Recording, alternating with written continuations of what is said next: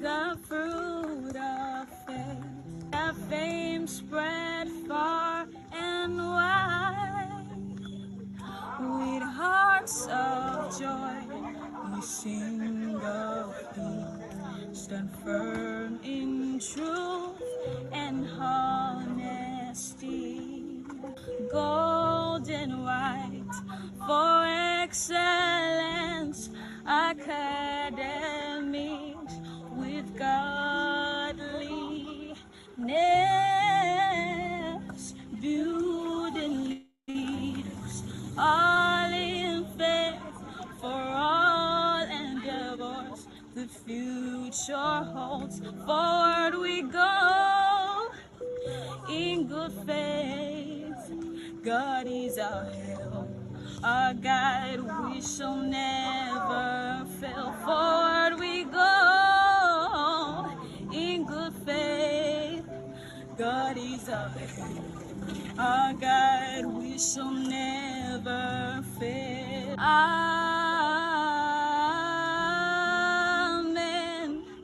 Amen. Amen. Oh, amen. Amen. Amen. Peace and you.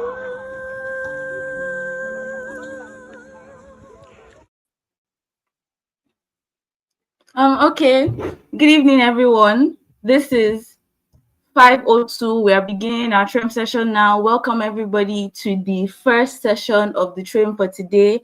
Our theme for today is all is made easy, and we're just going to be talking about all the tips from some of our very esteemed students of all the tips that they use to achieve academic excellence. And as we're going to share these tips with you, please be present, take notes, and welcome once again for joining us. So it's going to be a panel session, and like I said, we've invited students, and our first panelist for today is Onyebadi Joanne. Joanne, please introduce yourself. Just give us a very brief introduction. Okay, good evening, everybody. My name is Onibadi Chinenye Joanne, and I'm a 200 level Med Lab student. Yes, so today I'm going to be answering the first question, which is, what's the one reading habit that you've cultivated? Okay, so Joanne, thank you very much. That's a wonderful question. Please answer that question for us. So the question was, what's the one reading habit that you've cultivated that has helped you academically? And so for me, the one reading habit I've cultivated that has helped me academically is reading to know and understand. Because a lot of people, they read to pass exams or pass a test. But reading to know and understand helps you to actually remember and helps that information to stay in your brain, because you've read it, you know it, you understand it, and so you can defend that information anywhere you go. So this is something that's very crucial and very important, so that when like exam questions come and they're like twisted and supposed to confuse you, because you understand what you've read, you're going to be able to answer that question very well and be able to ace that particular exam. Thank you. Okay, Joanne, that's a wonderful answer. But if you could elaborate on telling us what reading to know really means. How can a person actually read to know? What does that entail? What steps rather can a person follow in an attempt to read to know? So, okay. So if you want to read to know, it's just like saying that you want to something you're inquisitive about. For example, if I'm inquisitive about a particular brand, I'm going to research the brand. I'm going to look it up, see who's the founder of this brand, what does this brand do, and everything. So that's just how reading to know is. The particular topic you're going to research, use YouTube videos to understand, ask questions, read textbooks, go to the library, and make as much research as you can to get as much knowledge as you can. That's just how you can read to know.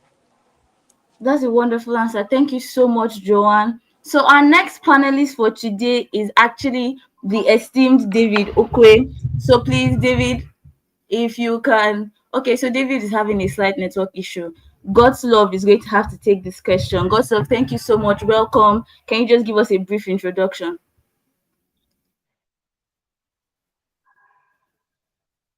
God's love. All right.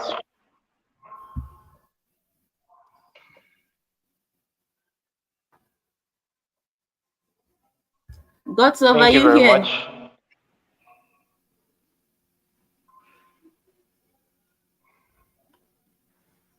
God's love. Okay. So my name is Odige Agbonre Godslov. I'm a 300 level student of Medical Laboratory Science, Benson Dawson University, and I hail from Edo State. Okay, thank you so much, God's love. So your question is, how do you overcome tension during the exam season?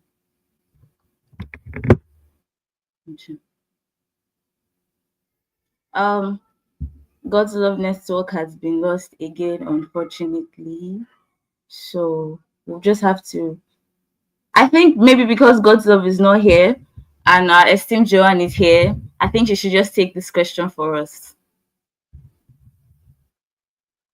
Sorry, please can you repeat the question? I said, how to overcome tension during the exam season. Okay, how to overcome tension during exam season.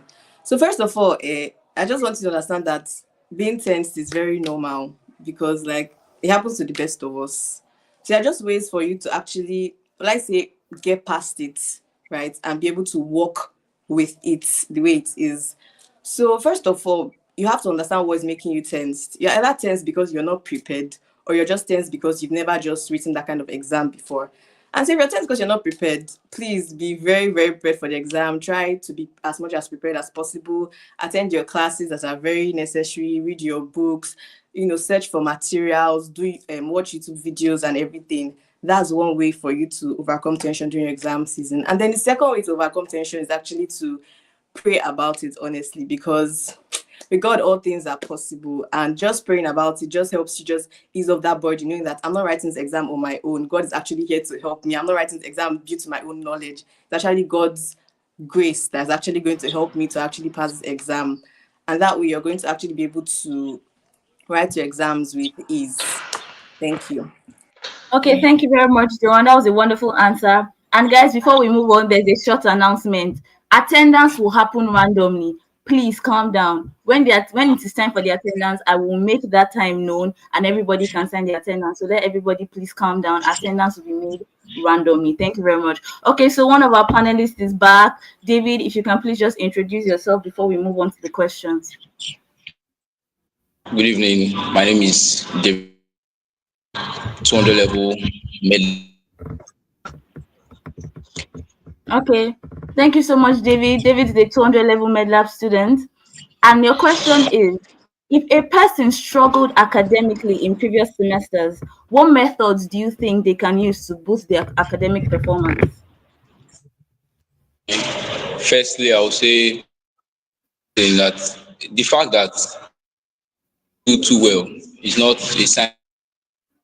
You can go back past mistake and like look at what you didn't do right. That then in handy. I'm not saying that you should as your main focus. If you think that okay, because that's what they're going to set again. In the case that it's like you are stuck or something, so I'll say use it, use the past question as a guide that you like know okay likely to come from, or so that you can be. Thank you. Okay, thank you very much, David. That was a wonderful answer. Please, guys, if you have any questions, you can leave them in the comments. Your questions will be answered to the best of our abilities. Thank you so much. Okay, so God's love is supposed to be here now, but I think he still has network issues. So David, unfortunately, or rather fortunately, because you already did such a marvelous job, this question is going to you next. So the question says, how can a student properly answer exam questions? Properly answer exam questions. Properly answer. Well, okay, a multiple. I think that gives, in the sense that without thinking of, oh, what do we, because you have a different choices. So from the, okay, this is likely to, I will advise that when reading, guys, do more research. It's not all the things your teacher will tell you to further research. That okay, pretty particular about their notes. You must give me what I gave. Read through it. Read through lines. When you say read in between, it's not a joke. Read in between very carefully. If you read it first, doesn't stick, read it second time.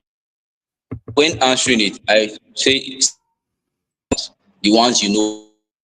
If you spend your time on a particular question, it reduces the time that you have to answer the rest. Say take calculations for example. What's a calculation that yeah, or you find it giving you issues, because if you spend too long on a particular question, you find out that you. Thank you. Thank you so much, David. So basically, what you're saying in summary is, first of all, make sure you read, obviously, know the kind of lecturers that you have, read in between the Yes. lines when necessary if you know your lecturers like that. And when you're in the exam hall, don't spend too much time on questions you don't know. Once you don't know a Yeah. question, move forward, answer the other question so that you don't end up losing the time for the other questions. That's basically the summary of what you said. Thank you so much, David. That was an amazing answer. Once again, God's love is not here. I'm so sorry. I understand that he's having network issues. So the next question will have to go to Joanne. Joanne, thank you very much so far. What methods do you use for recollection and Okay, Gotsov is here. So Gotsov, I think you answered this question. Gotsov, thank you for being here. What methods do you use for recollection and memorization? And he's lost again. So Joanne, I think you'll have to answer in his stead. What methods do you use for recollection and memorization? Thank you so much, Joanne. Okay, the main thing I do to actually be able to remember is that first thing I said, which is reading to know. I feel like once I've known it and I've understood it, I'm going to remember it. Like anywhere you ask me, you can stop me and ask me about it, and I'll be like, oh, is this, and I'll just be able to explain it. That's the first one. But then there's also active recall, trying to remember what you've read at certain times and space repetition. Like you cannot just read something today and then you're going to look at it next 1 month or 2 months. You're definitely going to forget about it because it's not in your brain. So your brain is not treating that information as important. So you looking at that material over again, looking at that PDF over again, reading that book over again, you're actually going to be able to remember it and fix it into your memory. Thank you. Okay, thank you so much. So, reading to know and active recall, those are actually very two important methods. And I think that if everybody employs this method into their academics, honestly, God, by God's grace and through hard work and efforts, we'll all do so well. Okay, God's love is back. God's love will not let you go again this time because the next question is yours. Is it possible to still pass if one has been All on right. serious for most of the semester? God's love, did you get that? Okay. Is it possible? Now, yes, I did. I did. Okay, thank you so Can I much. proceed? Then also, yes, you can proceed. Thank you. All right. So the issue with doing well is actually Ah, God's love is Lord. Okay. okay. So the issue is about how well you manage your time. Now, you ought to manage your time better, but if you happen to fall in such a situation, like as at this time you are yet to prepare for your examination, then yes, you can still pass. There are a lot of things you can still do. One of them being all night reading. Now, all night reading or all night studying usually is meant to be a last resort kind of studying or a last resort method of studying when probably you were not able to manage your time, you did not cover enough, or materials came out late, then you can use all night studying. So, yes, you can still pass. It is still a matter of your mindset. Okay, thank you so much, Godso, because what you just said, your answer was so wonderful. Because the thing you just said now is going to lead us into the next question, which is amazing. Because the question is all night really necessary? And also, would group reading be favorable this exam period? So you've already spoken about all night, and now this question is it really necessary? So if you can just elaborate on that and talk about group reading as well, that would be wonderful. So before I go straight to answering the question, you have to know what group reading is. Now, most times there are two concepts that are often mistaken for each other, which is group reading and group studying. Now, group reading is simply a group of people coming together, sharing the same motivation to read. You come to a place, you are reading. But while group studying is you quizzing yourselves on what you've learned, probably trying to make the other person gain more clarity, get the realization of certain concepts or points that you might have missed out while reading. So as at this time, you should not be doing group reading, because if you are banking on your friends or on your classmates for motivation, then definitely there will also be a source of distraction to you. So what you should be doing by this time is group studying and not group reading. But however, there will be some people who still believe or who think that group reading works best for them. Then you can go ahead. Okay. Okay, so thank you so much, Godso. That was an amazing answer. Once again, just remind you guys, you can in fact leave your questions in the comments. Your questions will be attended to. And this person said group reading does not work for everyone. Well, as Godso has already said, it definitely will not work for you just now if you're about to start this exam period. But yes, I feel like sometime halfway through the semester, maybe even at the beginning of the semester, group reading will definitely be of benefit to some people, if not all people. Someone said, what another alternative to group studying? Joan, if you can please answer that. Or rather, God's love, since you're the one who gave the distinction, please, if you can take that question for us. Okay, so another alternative for group studying. Now, we are in a generation where the use of AI is rampant.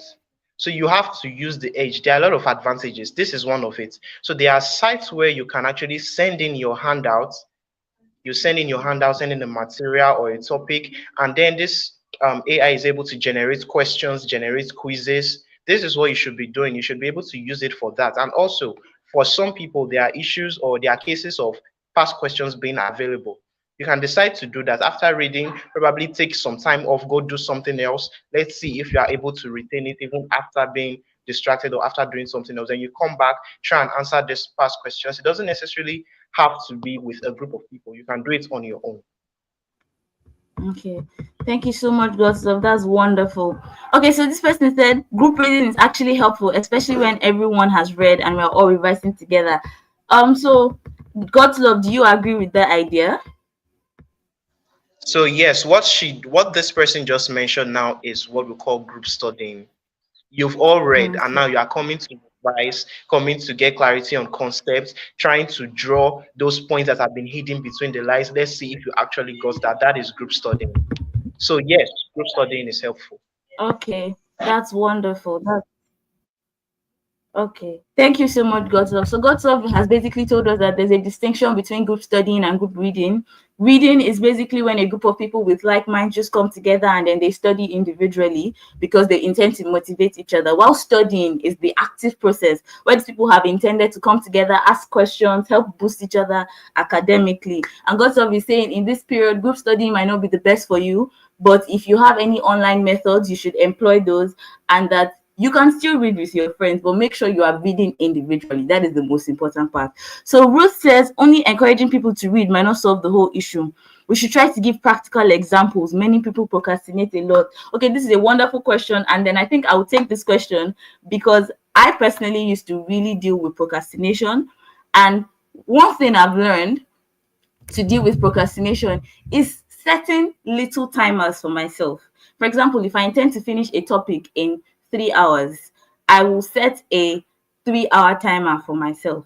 Or rather, I'll set an alarm to the time that I want to stop, and then I'll set little timers. For example, I'll set 15-minute timers. What will happen is I will shorten the time that I have to be doing small individual tasks so that the task does not seem like one giant, unbreakable, unbeatable endeavor. When I give myself 15 minutes to read, okay, the first page, right?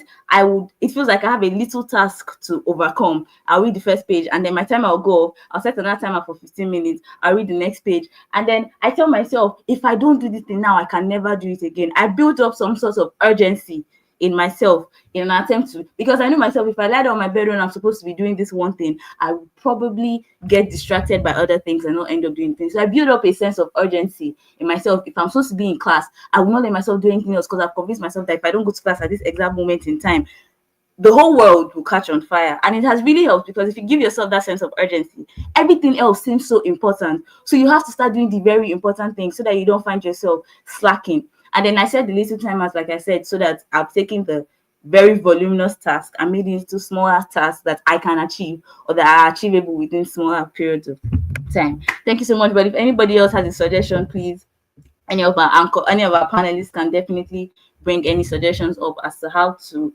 overcome procrastination in the new year. Okay, so Anyone? regarding David, procrastination. what's your- Okay, thank you. Regarding procrastination, procrastination is usually a problem that affects a valuable resource, which is our time. So, what you should be able to do, like Emma has just said, you should be able to allocate your time, and not just allocate, you should be able to manage as well. Now, time allocation, like she just said, is you setting out 3 hours to study.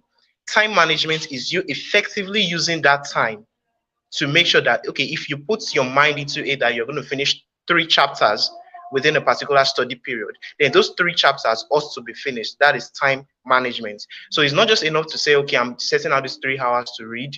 You should also be able to manage it. And when you're able to manage your time, you'll find yourself not procrastinating. Because if you feel like, okay, this 1 hour I'll read, let me just give a little break. Something can come up to distract you, and then you find yourself later on, you'll be like, oh, I will just read it later. At least I have started. That's enough hope.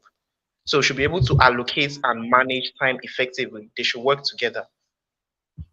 Thank you so much, God's love. Okay, so David, the next question is for you.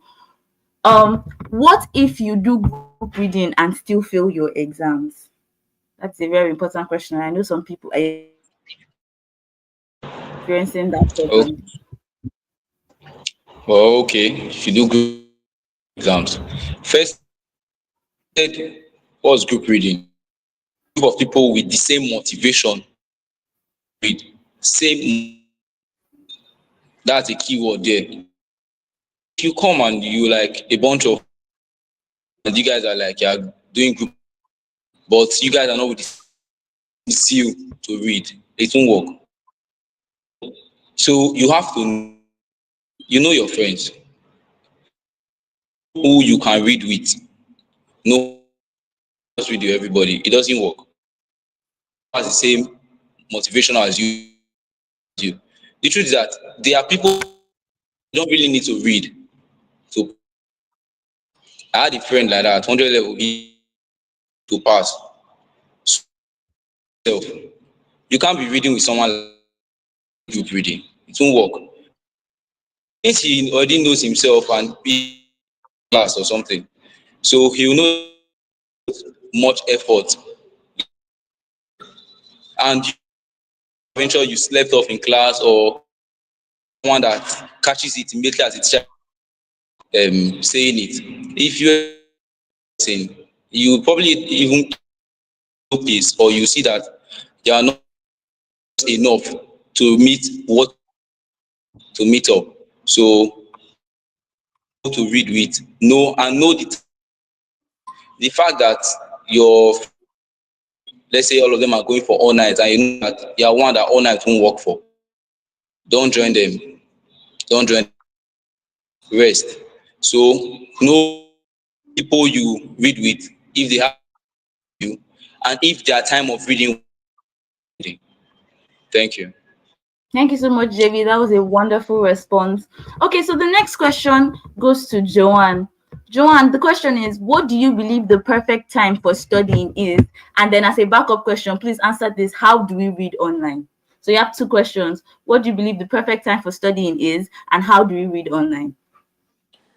Okay, the first question, the perfect time for studying for me is early in the morning when I wake up, because my brain is still like very fresh and I feel like it's just ready to just grasp information. Anything I read there, I'm going to understand it easily. And that's for me because I've understood myself, I've monitored my reading habits and seen how everything works for me. Some people, they can find it easier to read like probably in the evenings or late in the afternoon or something like that. But I've never seen anybody that likes reading late in the afternoons though. But it's either early in the morning or late in the evening when the sun is down and the atmosphere is cool because your brain is just ready to assimilate and just understand everything you're about to read. Then the second question you asked is how do you read online? When you say how do you read online, I'm guessing that you mean like how do you find resources online, basically. Yes, So probably. what I do is that I don't use Google, I don't use Safari, I don't use Chrome because the information there is very scattered and around the place. So I just go straight to YouTube. I search up the topic I want to learn basically, and I already have people I follow. So whenever I see that okay, this person I follow has already done this topic, I'll just go to the person's video and just watch it.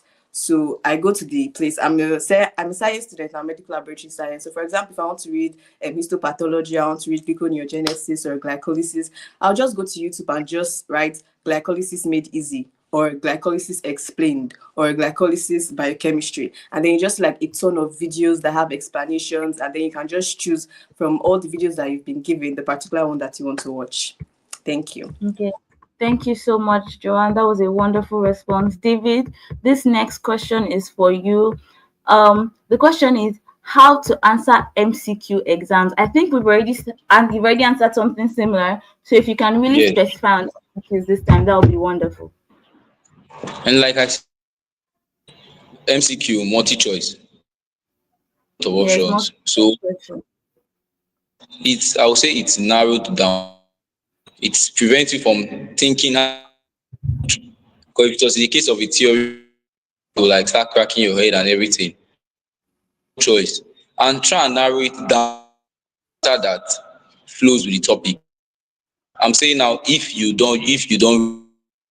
are not sure of the answer, so what fits the topic or what the question, then I read in between the lines. First off, no, if your lecturer is one that go and research, they expect you to give them everything, want you to add your own knowledge.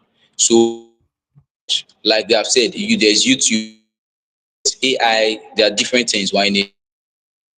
So, and if it's a expect him or her what is in their notes in between the lines, read your notes very carefully, very carefully. And like I said, spend too much time on a question, don't know it, skip it later when you are done with all the easier ones. Thank you. Thank you so much, David. That was a wonderful answer. So, John, this next question is for you. It says, what if your phone causes distraction? What do you do? If your phone causes distractions, what do you do?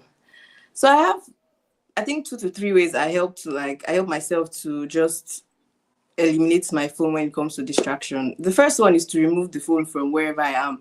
Probably I want to study in my room, right? Okay, so it's going to be easier for me because I have a phone. I also have like other devices, so I can just remove my phone and just be using my other devices to study online.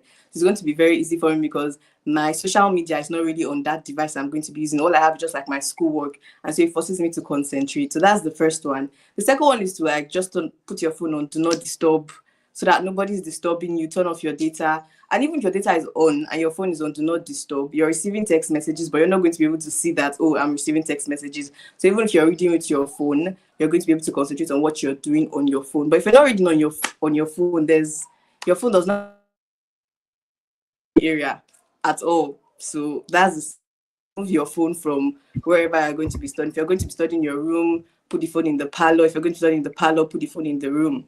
Then the third one is to have an accountability partner. Someone that's going to be seeing you and be like, drop that phone, you need to read your book. The person is going to motivate you. The person is going to push you. Come, let's go to the library. We need to read our books. You have only 5 minutes to look at that phone and drop it and focus on your books and stuff like that. Accountability partners really, really help you. Have good accountability partners that can actually push you to actually study your books. Thank you. Okay. Thank you so much. And then finally, David, this last question is for you. How to balance extracurricular activities and the stress that prepping for exam requires. Well, extracurricular activities. If you see that the things you are doing, the activities you are doing are too much, drop them. You must not be involved in everything. If you see them, and then exam stress, and that's another reason why they tell us we should start preparing ahead. Because even when we start preparing for the exam, we're seeing that seeing that there are a lot of things to cover. This I've not covered that. So like let's say weeks exam, we will then I feel the subject, because we can't really the particular one you like understand it more, so that when it's getting closer to the I'm reading this one less. I'm reading this one less. So you don't understand. So that the exam time, like a week to exam, 2 weeks to exam, you not see that um, looking at it, so that you know that okay, I've already covered most of the subjects. So the remaining ones are then pray, because everyone feels academic pressure. Thank you. Okay. Well, we've lost David for a while now, but basically, he gave a very wonderful answer. He said, if you have too many extracurriculars, please drop as many as you can. Not you. The most important reason you came to school is your education. Nothing that you're doing should be making your education suffer. And then most importantly, please, whatever you're doing, put God first. If there's anybody who is going to be able to help you manage your time and stress and all these other extra things that students find themselves in, it is definitely God. He's going to give you the wisdom, he's going to give you the grace, and most importantly, he's going to give you the strength. And he's going to be with you. Other people will be reading for 30 minutes and they will not finish, but God is going to give you that ability that when you read for 30 minutes, you cover even more than 30 minutes should ordinarily allow. So always put God in all the things that you do. Okay, so the question before this one was, how do I make an academic comeback? And then this question is it advisable to read with people that can't teach you? You just keep teaching them and gain nothing. Okay, I think, David, you are peculiarly versed to answer this question.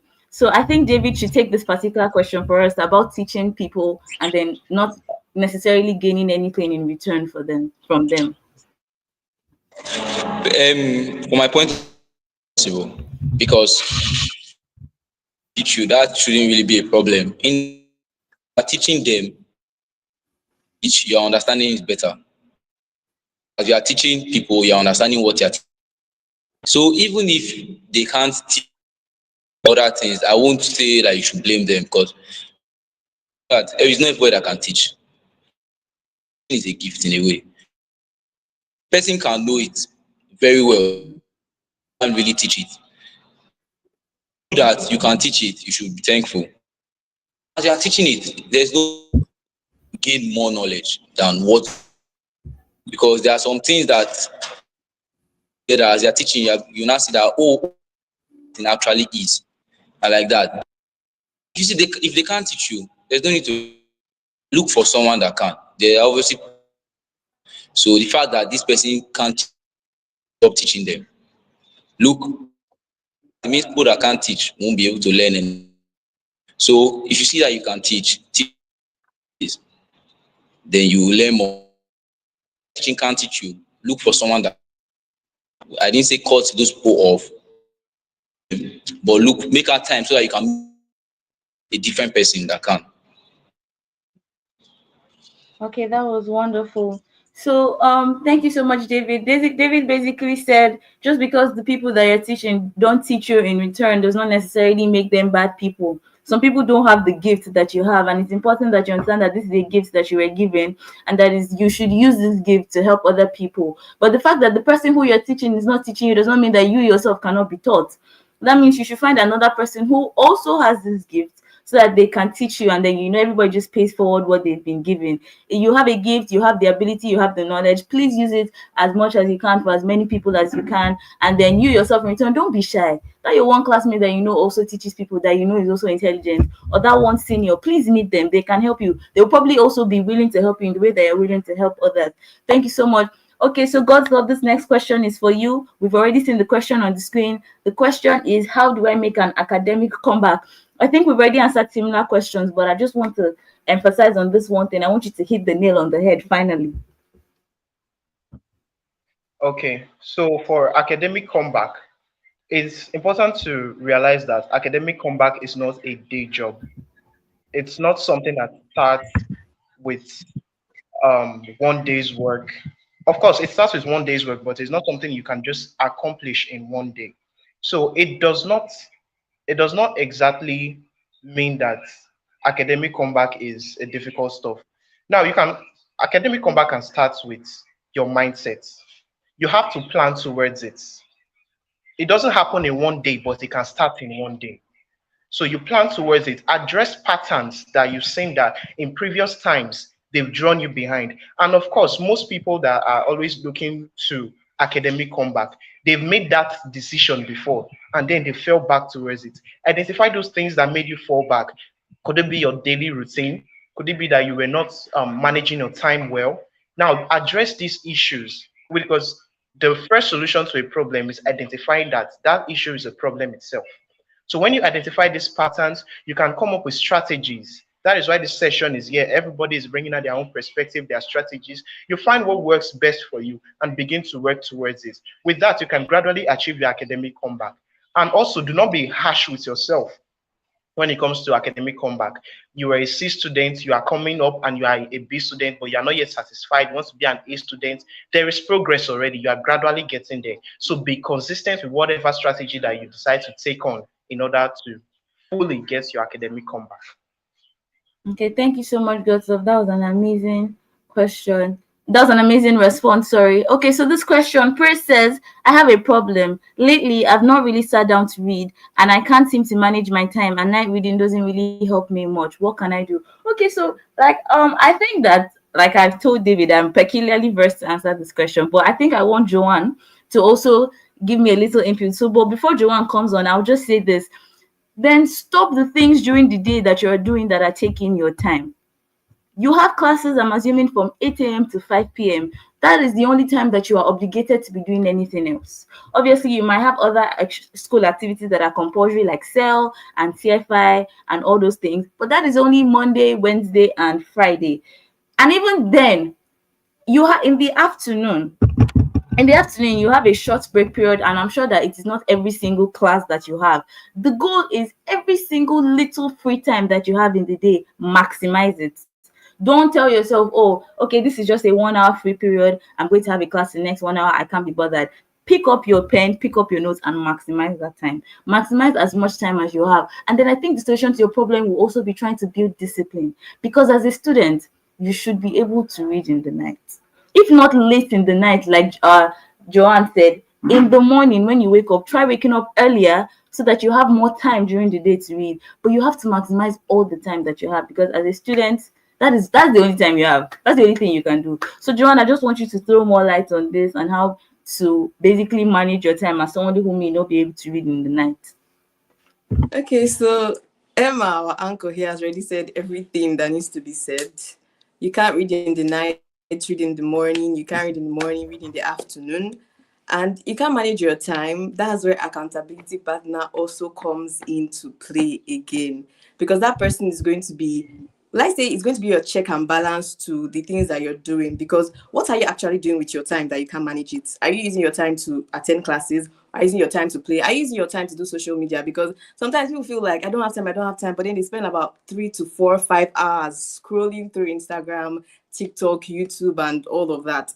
So you need to understand, what do I actually spend my time doing each day? And then you walk around, okay, by this time I actually have free time. We actually have free time in the morning. I actually have free time after class.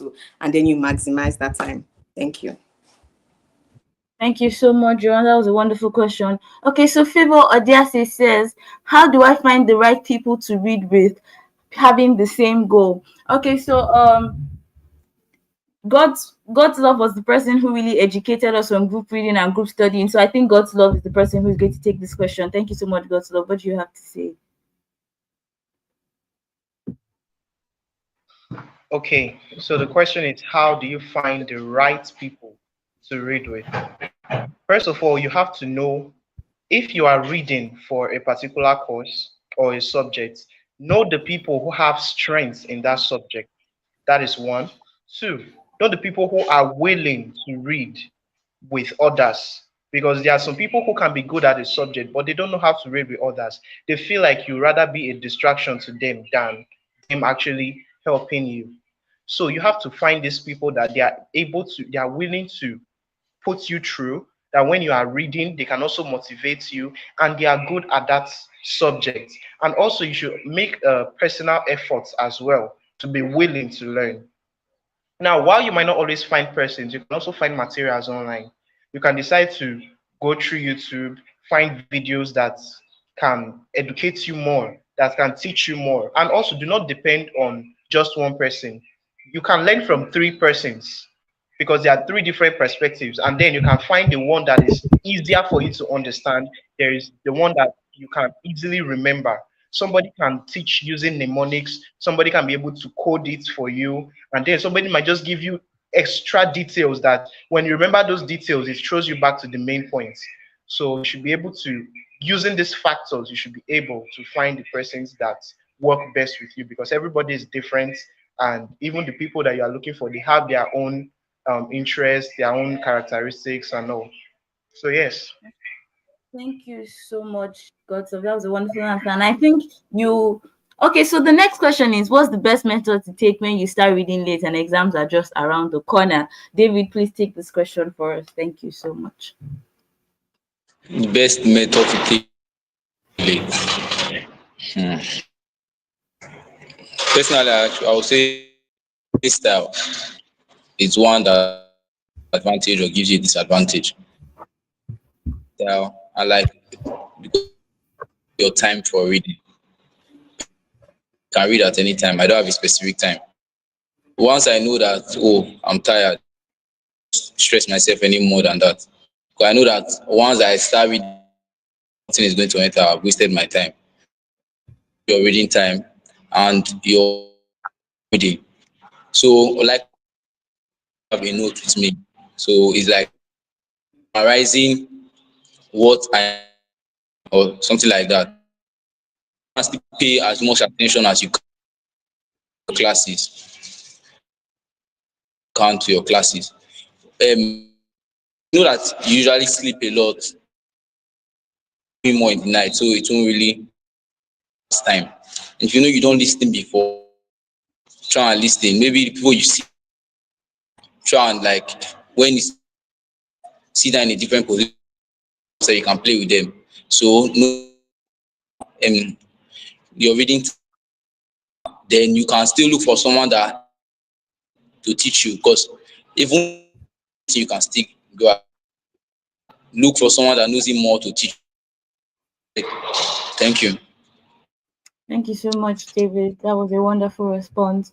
Okay, so the question before this said, what are the materials you can use to read online? And then this person said, how do you handle your sleep schedule? So the materials you used to read online, I think I'll give that to God's love, and then Joanne can please take how to manage your sleep schedule. So God's love, please, before Joanne, what materials do you think can be used to read online? Well, I think this question will be very peculiar to med lab students or science students because everybody on the screen right now is a science student. But I'm sure you're in the university, you can find a way to do further research. But God's love, just still educate us a little on online materials that can be used to study. Okay, so on online materials that can be used to study, like I earlier said, you can make use of AI. Now, it's basically one of the easiest. It can help you summarize it while retaining the main points of the topic you are studying, keeping the main concept, and probably even highlighting it, making it more understandable. That is one. Two, you should also be able to tell or choose textbooks. Now, if you're someone that goes to class um, a lot or you make good attendance, You'll notice that sometimes your lecturers will make emphasis on certain textbooks. And if you have the time, you can even be able to trace the materials that your lecturers are giving you to certain textbooks. So most of these textbooks are available online. You can actually download them, find the right link. For example, pdfcoffee.com is one of the sites you can find a lot of medical textbooks. You can also find on Medical News Time. You'll find textbooks there. Find these textbooks, check, read, find the one that works for you, find the one that is able to give you a better, peculiar understanding of that topic. So these are the two that I found that works for me, and I believe you should try it because it may and will work for you. Okay, thank you so much, Godself. Okay, so Joanne, like I said, the next question is for you. How do you manage your sleep schedule? How do you manage your sleep schedule? How do you manage your sleep schedule? That's how do you manage your sleeping time in the night? Well, Just for in me, general, daytime, nighttime, morning, anytime really. okay, for my sleep schedule, I just make sure that I get like I understand my body. I know how my body works. And I know that at certain times I'm going to sleep, that the sleep is not going to it's not going to do me any good. It's going to do me more harm than good because I'm going to feel like more tired or drowsy, or I'm going to wake up with a headache. So I don't usually sleep at those times. And times where I know that, okay, by this time I can make full use of my sleep, I'm going to sleep at those times. Now, for example, I can't sleep in the afternoon. It's not for me. So if you know that sleep in the afternoon is for you, please sleep in the afternoon. But sleep in the afternoon is not for me. So I'm not going to be sleeping in the afternoon. I'm going to be sleeping at night when probably I'm done with everything I want to do. And because I don't joke with my night sleep, I usually get everything I want to do. Now, this one's that I was saying about night studying. I usually study like in the mornings or at night, but like around 7 p.m. to 10, 11 p.m. So that by 12 a.m., sorry, I know that I'm already in bed and I'm already sleeping to around like 5 a.m. in the morning to wake up and then probably start another reading cycle. Thank you. Okay, thank you so much. That was a wonderful response. Okay, so guys, I've been seeing a few questions in the comments, just talking about random things. I just want to give a summary, if you might say, of everything that has been said today. Basically, our panelists have done a wonderful job. They've given us tips on how to gain academic excellence, or at least how to pass our exams this exam period. God's love talked about the difference between group reading and group studying. I know we've already taken that into account. David talked about you teaching other people and then still finding other people to teach you. Joanne talked about managing your sleep schedule, and then she emphasized a lot on having an understanding of your body and who you are. And that is something wonderful because all these methods that we've talked about will not work if you don't truly understand who you are. So take not a week. A week is a little too long. Take 2 or 3 days to try to find little methods that work for you. If sleeping in the afternoon works for you, do that. If sleeping in the night works for you, do that as well. But the point is, understand yourself, do further research. All the things you said here are basically just summaries, but you could find essays online on how to study and basically how to achieve academic excellence. Thank you all so much. Favor said, I think the teaching also makes you understand the topics you are teaching and also makes you remember that particular topic for a long period of time. Yes, Favor, that was wonderful because David actually also said that when you're teaching someone, it will help you remember even further. Angel Baby says, what if somebody finds it difficult to read and understand? What should the person do? Okay, so, well, I think I will give again. I think that David is peculiarly versed to answer this particular question because he's the person who answered the teaching question. So, you, as a person who teaches, how do you think a person who has problems with understanding, how do you think that they can combat that? Okay, teaching. How do you? Everybody can't understand at the same speed. Some poets longer time to. So I'll say be patient with them. Just teaching them, they can be getting it really fast. Why some poets? And I feel that I'm not saying that the person, if you are someone that try and bring it down, so try and simplify it in like simplest form so that the person can easily. Oh, that's all I'll say. Try and bring the patient to the person. You can't expect the be understanding that a very because the person eventually will understand. Teach it well. If you are, if you try and simplify it very well, they understand. Thank Thank you you. very much, David. So basically, the whole summary is find a way to simplify for yourself. If you're not teaching anybody or nobody's teaching you, find a way to simplify it for yourself. Don't just go and look for the. If you want to learn anatomy, for example, please don't go and open your Kismo first and foremost. Go and watch a simple 2 minute YouTube video first on that topic if you have difficulties understanding, so that that topic will basically give you a template as to how to understand the complex textbooks. Joanne emphasized a lot on YouTube, and that's because we students, a good amount of students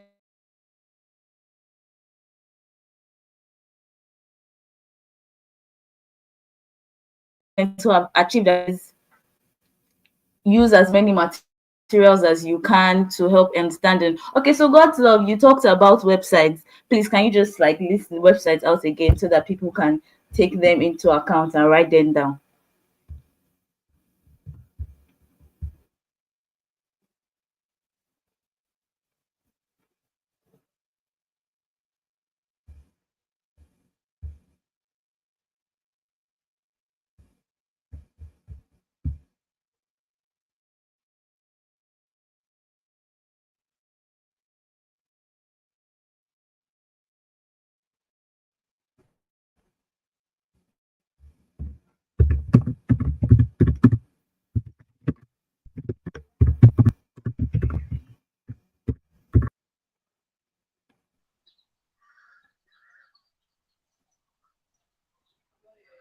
Okay. So this pdfcopy.com, medical news times. So you can just type them on Google and the links will come up.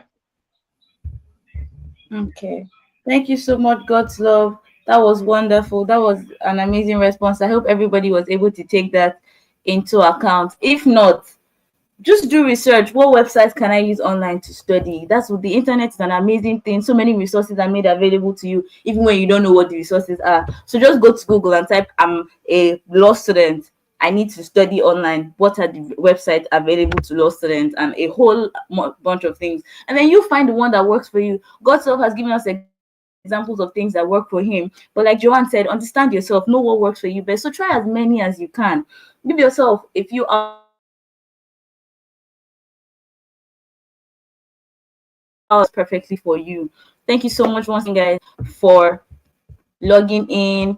I am Emma James. I am your anchor. With me, I have David, who is a 200 level MedLab student. I have God's Love, who is also a MedLab student, but in 300 level. And then we have Joanne, who is not on the screen right now, but is a 200 level MedLab student. So, guys, attendance has started. It is going to go on for the next 60 seconds. Quickly log in, open the form, type out your name and fill out all the necessary questions and submit. Remember, guys, attendance is going to be for 60 seconds, not a second longer and not a second shorter. 60 seconds exactly, which is 1 minute. Open the form, fill in the necessary details, and submit in the next probably less than 60 seconds now, since it started about 60 seconds, about 10 to 15 seconds ago. So now as we're taking our attendance, we just have one final question, and I'm going to give this question to God's Love. And God's Love, the question is, how can a student who is battling with self-esteem issues and has affected her academics, how can that student help themselves?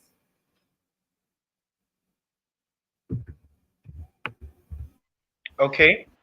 So one of the major things I would advise you to do is to pray about it. Pray about it. Pray to God that your self-esteem is restored, and also put in efforts, because usually the lack of self-esteem usually comes from you not believing that what you have is enough, not gathering enough knowledge or whatever it is. Most people, they have this lack of self-esteem before exams, resulting in exam tension, and the reason is because they actually know they've not prepared well. So the more you are able to manage your time, if you are able to manage your time, manage the resources you are given, it will help you build your self-esteem. Now, imagine you covering a handout that was given to you and going for an exam. I do not believe there'll be any reason for you to have a low self-esteem going into that examination hall. But most importantly, pray about it.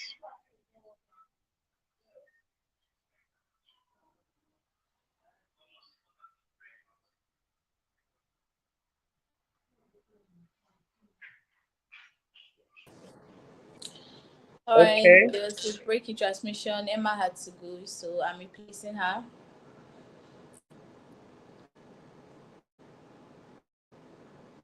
So we are rounding up, right?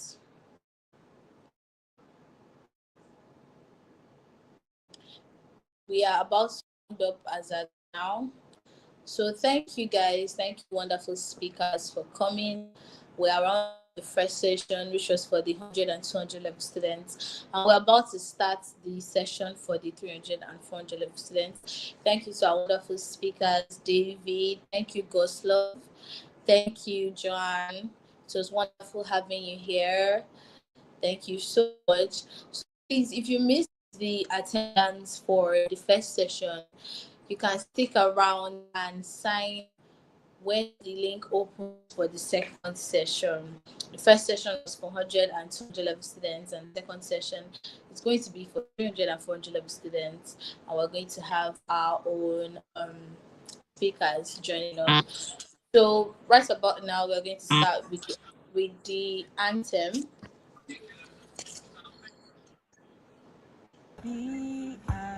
We're going to start with the anthem. Fruit of faith, our fame spread far and wide. With hearts of joy, we sing of peace, stand firm in truth and honesty. Gold and white for excellence, academies with godliness, building leaders, all in faith for all endeavors. The future holds, forward we go in good faith. God is our help, our guide, we shall never fail. Forward we go in good faith. God is our help, our guide, we shall never fail. Amen. Amen. Amen. Oh, amen. Amen. Amen.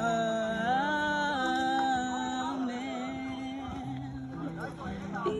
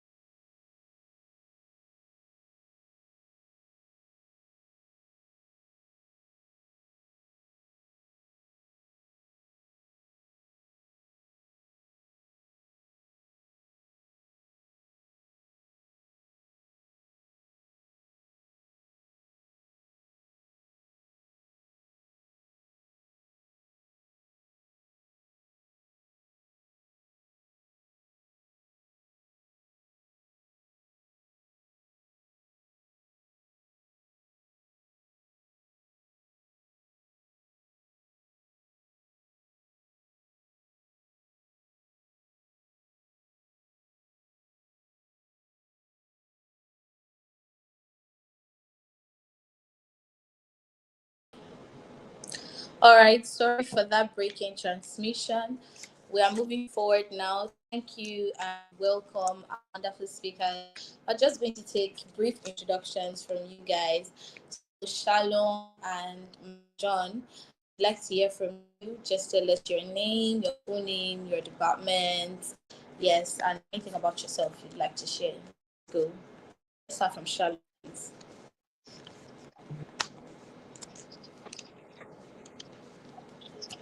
All right. Good evening, everybody. So my name is Shalom AY4, 300 level human anatomy student at Benson University. So yeah, thanks very much. All right, thank you, Shalom. Mark John, can you introduce yourself? Okay, good evening, everyone. I am Cindy Apol Mark John. I am a 300 level computer science student. Thank you very much.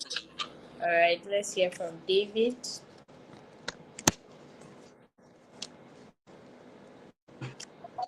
David. Okay, good evening, everybody. My name is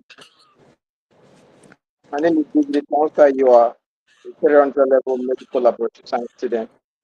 God bless you. I'm happy to be here. Thank you for that introduction. Rejoice, from you. Okay, good evening, everybody.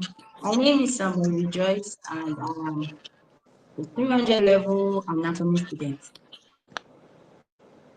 Thank you, Rejoice. So thank you to all of the panelists and speakers for today. And thank you, everyone. If you're just joining, this is the second part of the session January. And the topic of today's session is academics. How is we're going to be delving right into the questions. Remember that attendance will be taken randomly, so just pay attention to the session and drop your questions. If you have any questions during the session, you drop them down in the comment section. Thank you, guys. So our first question today, we're going to be going right ahead, and this question goes to Rejoice. Says, what's the one reading habit you've cultivated over time that helped you academically? One reading habit that you can say is the main source of your academic prowess. Let's hear from you, Rejoice. Okay, thank you. So the one thing that has helped me academically is starting early, like starting early, even before school comes in sections. Your reading timetable is ready.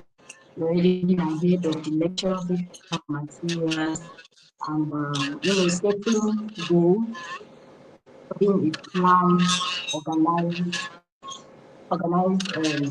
ways to read. So one of the things that has helped me academically actually is starting early, like not early, so that you can actually have an idea of a particular course before the lecturer comes to teach you. Yeah. Starting early. Thank you. That's a good one. So, in order to move forward quickly in your academics, we have to start early. The second question we have here will go to Shalom. Shalom, sir. The question says, if a person has struggled academically in previous semesters, this person it has been a little shaky in previous semesters, what method do you have to suggest can boost their academic performance? Someone who has been previously struggling, how can that person boost their academic performance now?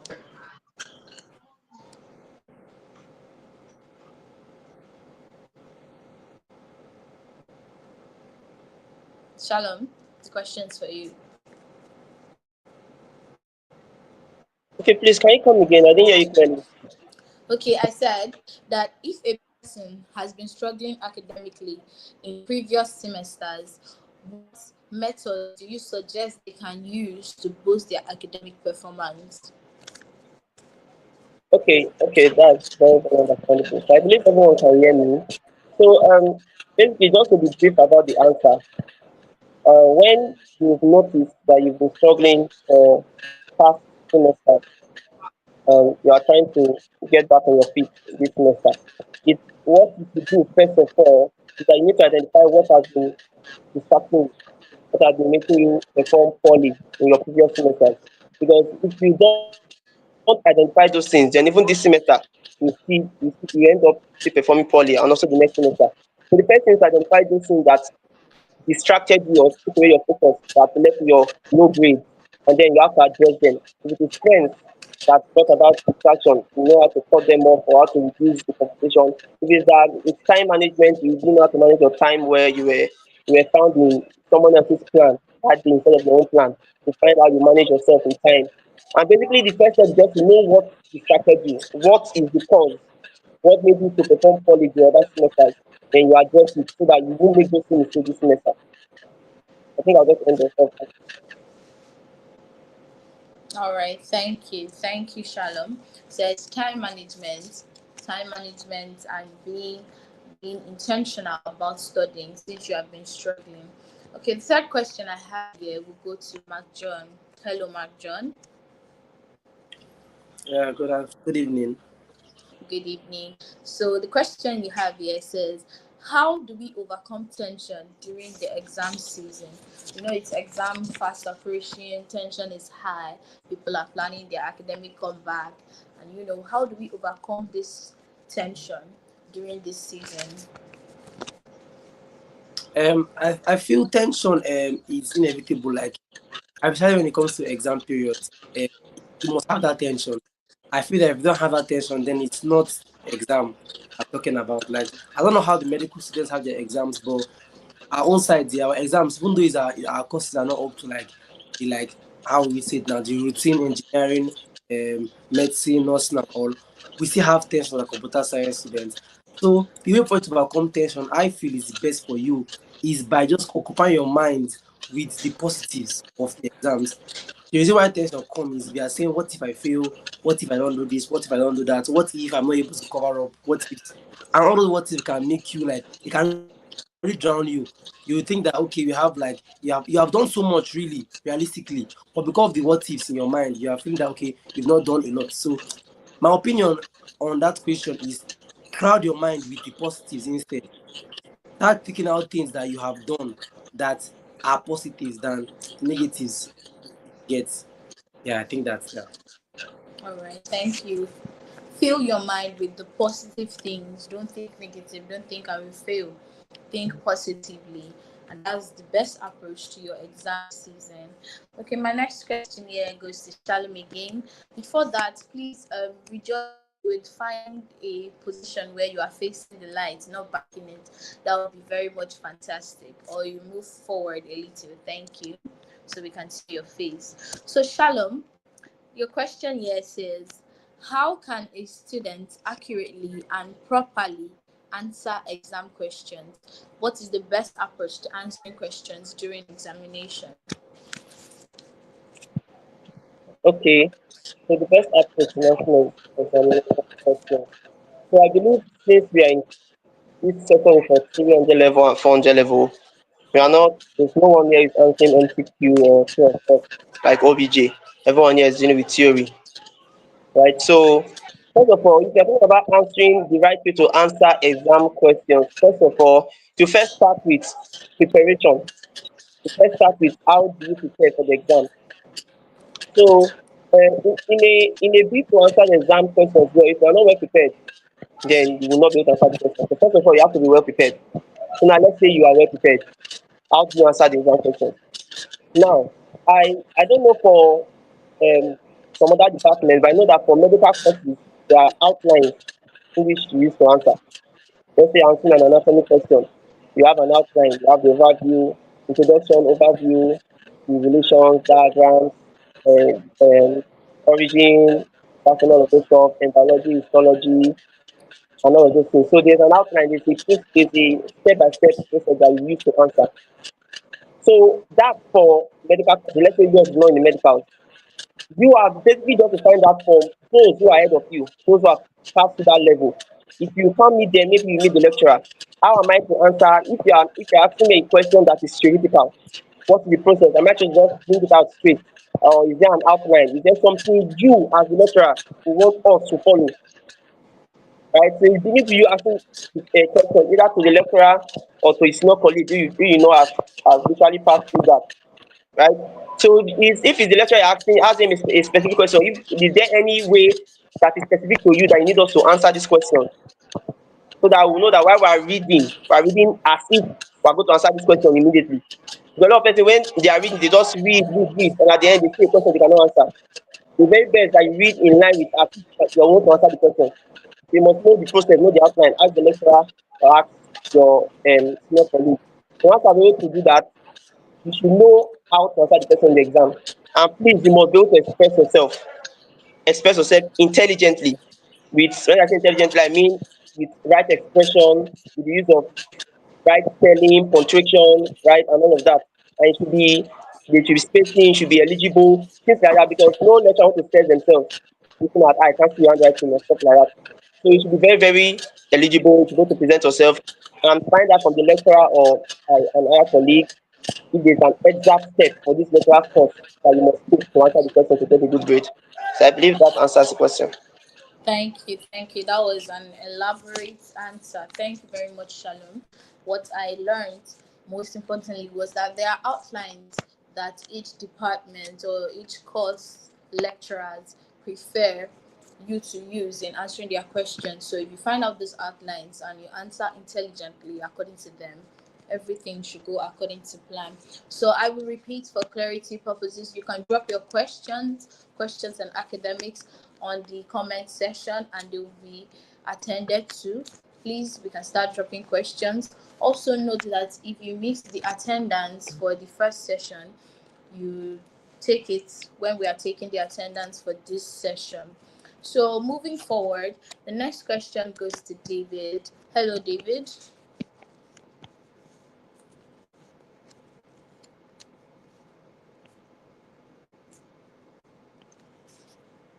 David.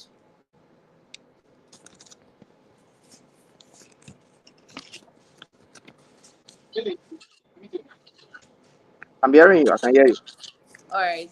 So the question here says, what methods do you use for recollection and memorization? What methods do you use for recollection and memorization? All right, it seems he had some network issues. So, are you back, David? Okay. All right. Yes. Can you all hear me now? Yes, we can. Okay. The question says, what method do you use? Okay, do I use for recollection and memorization? Okay. Yes. Over the years, what the method that has really helped me in memorization, or let me say in remembering what I've read or studied, is repetition. And I think everybody here is familiarized with it. Repetition, whereby when you are reading a topic or you are reading a sentence, you recall the method of recalling it to yourself, doing it over and over and over again until it takes deep. That's one method that has really helped me, the method of repetition. I can read a topic, for example, and once I'm done, let's say after 30 minutes, I'll cover the book. And once I cover the book, I go to sleep. And when I go to sleep, when I wake up later, I try to, on my own, I can just be walking on the road, but in my subconscious or in my mind, I'm trying to remember what I just read. So I practice that, and it's what has really helped me over the years. Back then in secondary school, I can just be walking on the road and I'm trying to recall. And as I'm doing that, it sticks faster. As I'm doing that, it sticks faster. Sometimes I can miss, let's say I'm trying to learn a definition, I can miss a word or something, and I just need to go back to my notes and I check it, I close it again, I go over it again, like that, like that. So the method of repetition and recalling, saying it over and over and over and over again, internalizing it into your subconscious. That even when you are sleeping, even when you are sleeping and they wake you from your sleep, you can be able to accurately deliver it. So that's one method that has really worked for me. Thank you. Thank you very much. So, someone dropped a comment that said I use the Feynman technique. So I don't really know about that, but we can all make researches on that. So there was a question that popped up before that said, what's the best kind of music to use to read? So I know some people do read with music. So Mark John, can you shed light on that? Do you know of any kind of music that is better for reading? I feel they're quite smart because I missed this part earlier. I didn't want to waste time, and I feel that music is like very crucial in easing that tension. I read the music and I won't be coming out here to give a music name or use this music because the person has not paid me for popularity or brand exposure.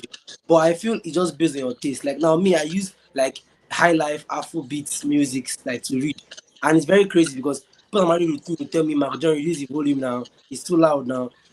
I hear. But some people, my friends, they use soul music that are slow and steady so that they can still hear themselves reading. You understand? But it's bent on your taste. But I advise you guys to use soul music that are slow and steady so you can hear yourself. But if you feel that you like Afrobeats or you like pop or you like any kind of genre of music, I feel that that is still fine. But I can't come and tell you one particular music and say, yeah, use this music. I'm not sure the person paid me enough for that. Yeah, thank you.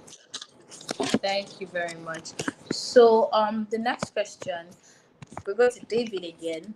The question says, is it possible for someone that was not really serious all semester to start reading now, to start preparing for exams now, and still pass well? Is that possible? Okay, it's still very much possible. It's still very, very much possible because there's a common language that says the ball is in your court. The ball is in your court. Um, I'll give an example. I'm a fan of football, so a team can be losing a game 2-0, and let's say in the very first half, the team played so bad, but in the second half, they pick it up, and as they continue, they score a goal, they score a second goal, and in the dying minute, they win the game.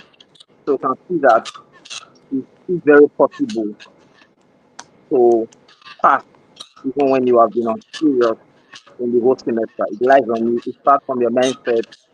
You must say to yourself that even though I've lost time, even though um, I did not take the bull by the horn at the time I'm supposed to, but there's still a chance. There's still a chance. So the saying that says it is not over until it's over. Now it's January, this is the 30th of January, exams are already knocking at the corner. Maybe you might not have utilized your holiday period well, but there's still a chance. There's still a chance. You can start off today, you can start off today, you can start off tomorrow. It's up Thank to you. you. It's up to you. It's up to your Thank you. mindset and it's up to you. Thank you so much, So David, that's for it. that. David is saying you can still catch up. There is still a chance. So there was a question that popped up that said, how does one create a proper study routine? I'd like to hear from Rejoice for that one. How can a student create a proper study routine? Can we hear from you, Rejoice? Okay, it's quite simple because you just, in order to create a proper study routine, you have to understand yourself. Like, there are some people who read and assimilate better at night. There are some people who read immediately the class is over. There are some people who read in the evening, in the morning, before they sleep, before they prepare for class. So, in order to make a good study routine for yourself, you need to understand yourself. Like if you are somebody that don't read at night and then you are creating a study routine that involves you reading at night, there is no way you're going to study. Because when that time will come, you'll probably be asleep or doing something else. But if you're the one who is more focused in the morning, I even feel that the best time to read is in the morning because around 4 to 6, because that is when your brain is fresh, the day has not begun, activities of the day have not begun and all. So you need to understand yourself. Don't compare yourself to somebody who reads at night and then you make a study routine that involves you reading in the night. Reading in the morning is not a bad thing. It doesn't mean you are dull. Right? people used to have this mentality. I had this before that those who don't read in the night, they are not brilliant people, but that's a lie. You have to study yourself in order to study the time that you are more focused when there is less distraction in order to prepare a good reading routine. Thank you. Thank you. Thank you very much, Rejoice. So it's all about knowing yourself and knowing your best time, the time your body finds it best to accommodate reading and planning around that timing. Thank you very much. So Shalom, I have a question for you here, which says, what do you believe the perfect time for studying is? What is the perfect time for studying? Okay. Um, I believe Joyce already said something related to that, which is very, very important. I feel the perfect time for studying is your perfect time of studying. I think I come done with that. There is no standard perfect time of studying. It is what works for you, what works best for you. That is your perfect time of studying. So if you, I believe, like I said before, all of us, everyone here is not less than 200 level. So we've had like 2 years in school, coupled with your years in secondary school. So you have had a lot of years to study yourself and know what works for you. So at this time, I believe that you have seen the time of study that actually works for you, that you can understand in better than the one that doesn't work. So you, as you have studied yourself, just look at the one that works well, one they have seen that works over time, and stick to it. If you have someone that can study in the day, stick to the day, and then use the day effectively. Not just say I'm a day studier, and then you use 30 minutes to study in the day, and then you just sleep at night. The mentality that it's not going to work. If you know you're a day studier, maximize the day. You can do other things at night, rest at night, so that you can have enough strength in the day. Same if you are a night studier, so you use your night effectively, or you are both. There's some people that are both. They can both study in the day, in the night. Then use it effectively. But there is no perfect time for studying that is a standard for everyone. It all works for you. That is the perfect time of study. Thank you. No, no perfect time for studying. Study yourself and know the time that is best for you. Thank you very much for that, Shalom. So now, Mark John, I'd really like you to take the question that said, how do you manage to stay awake when reading? How do you manage to overcome the temptation of sleep when you are reading?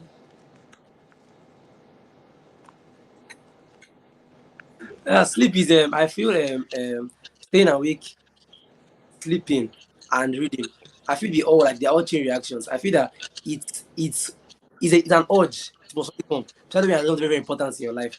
So if what's like what Shalom said, if you are planning on reading in the night, let's say you like reading in the night, like the all night readings, the first thing you should do if you don't want to sleep when reading is to sleep in the afternoon, because your body must sleep, your body must rest.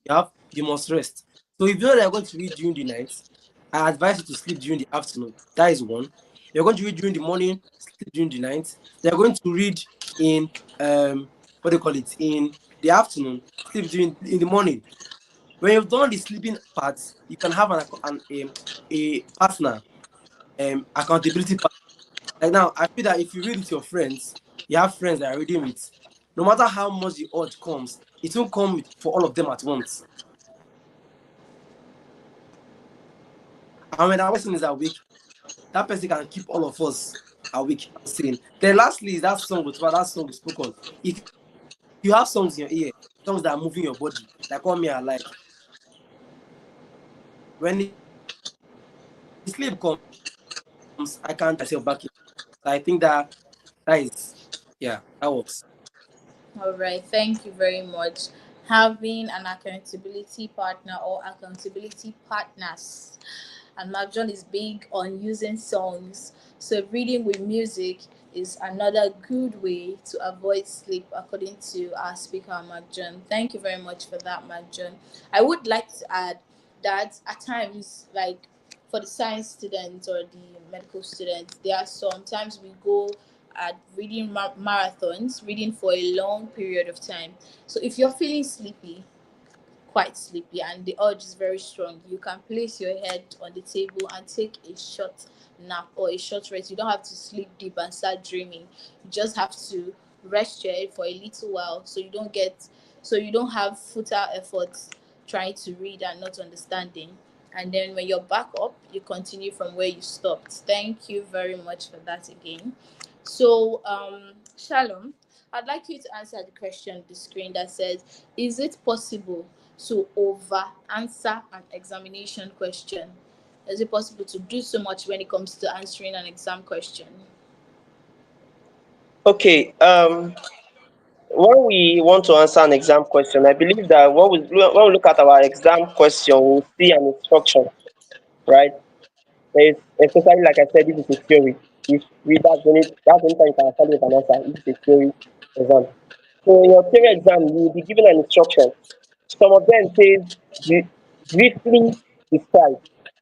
Some say explain in details. Some say elaborate. Some say discuss. Some say alike. Now these terminologies, some of them are similar, while some of them are different. If the instruction says alike or is telling you to just list or say briefly explain, now the lecturer knows why he said briefly explain, right? So when you are trying to give him too much answer, like you know enough, so you're trying to give him answer. One of the things that the lecturer will do is that the lecturer will get offended. I'm like, I know I asked you for this. Why are you trying to show like you over know? And then the lecturer may out of that anger knock you down, right? But when the instruction says explain in details, elaborate, right? Things like that, you are to give as much knowledge, as much information as you can. Now, here's the catch in this.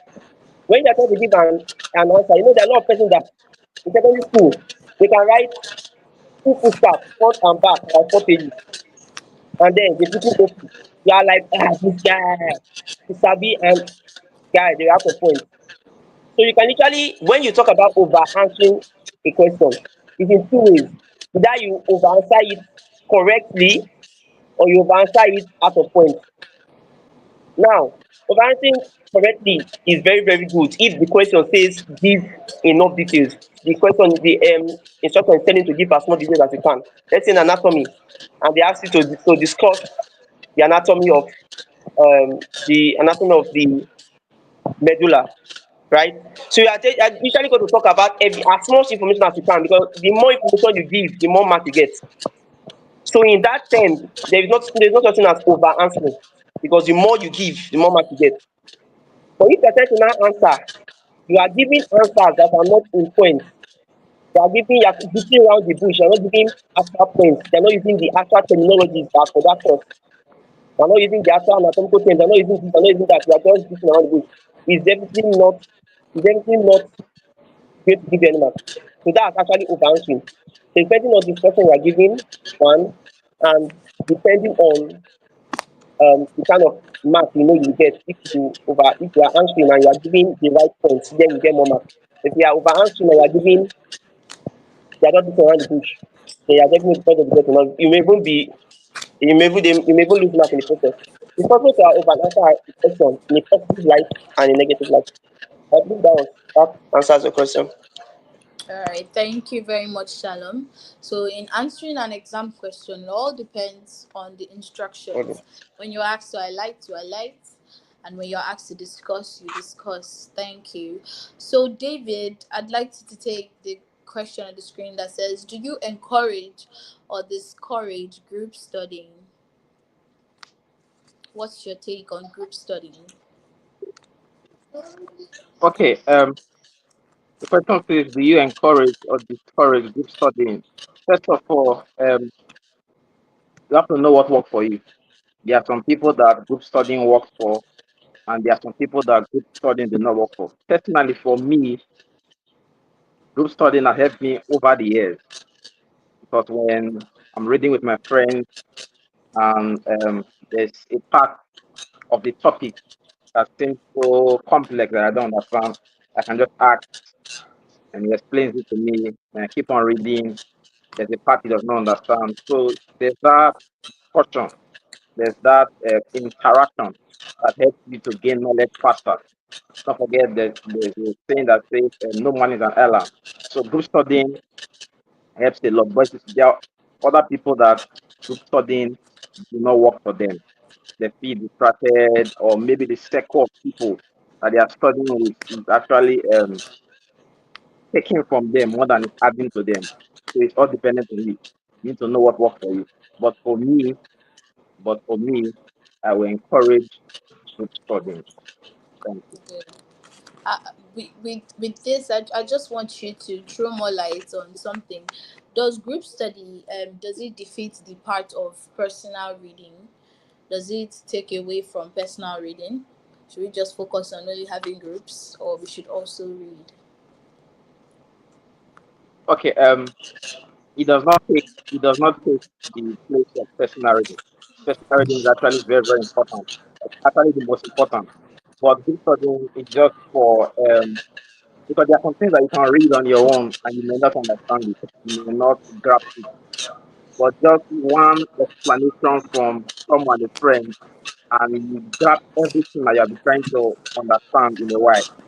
So, but it does not take the place of personal studying. It does not take the place of personal studying. Personal All studying right. is very important, just All as right. group studying is important. Thank you. Thank you very much for that, David. So, the next question here says, I'll ask this question to Shalom. Shalom, is all night really necessary? As BI students, we have a lot of people once the exam period. I'm going for all night. So we're asking you, is it really necessary? Is it like Rejoice mentioned? Is it that the only people who succeed are those that go for all night? Shalom. All right, I believe you can hear me, right? Yes, we can. Okay, so is all night really necessary? Yes and no. And like we've always been emphasizing, it depends on you, right? Now, there are a lot of persons that go in the name of all night, and their all night is all sleep, right?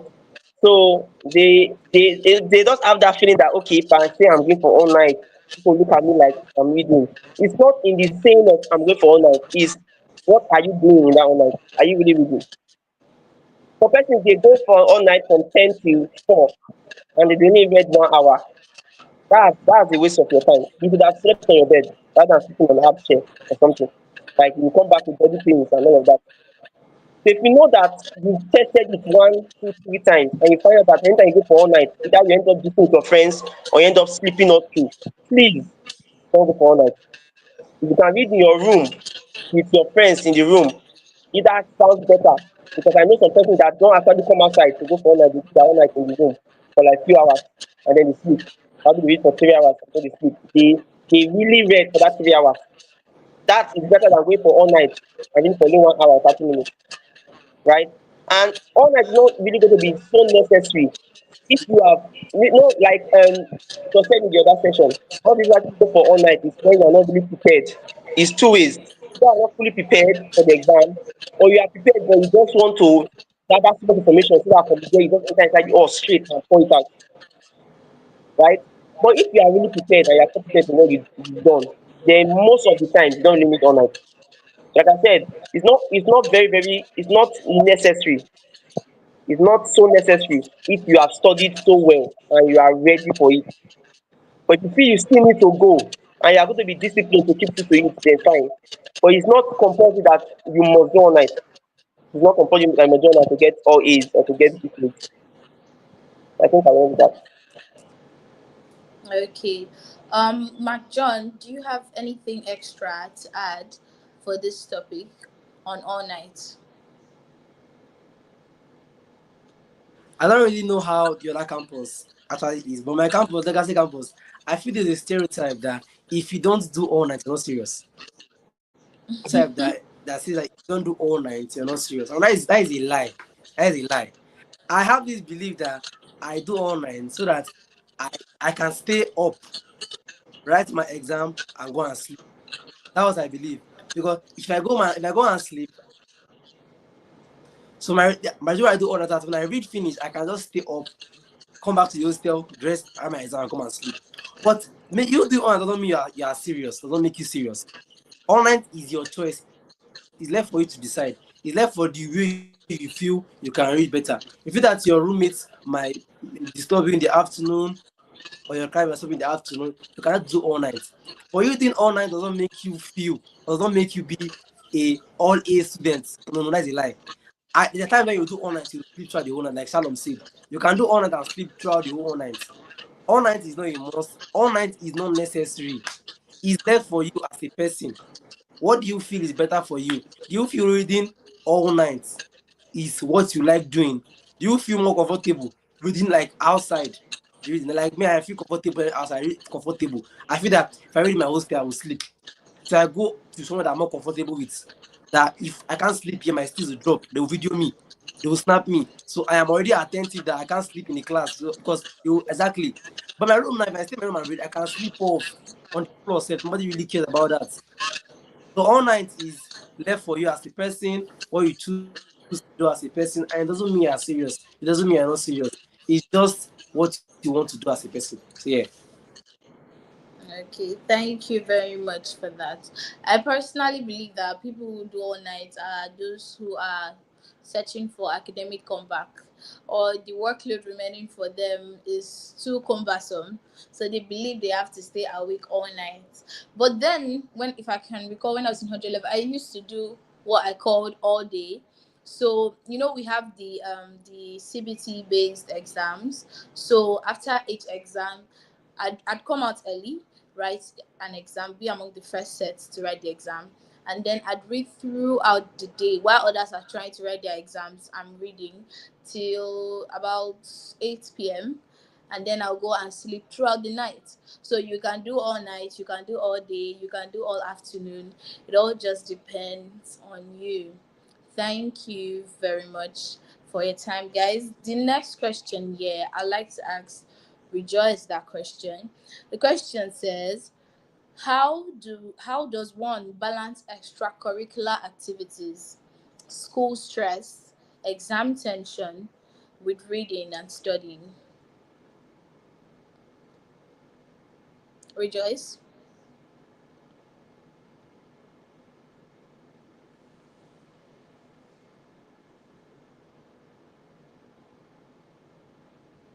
I can't hear you. Thank you, Shalom. All right. Thank you. I was muted. So I know that it's about prioritizing things.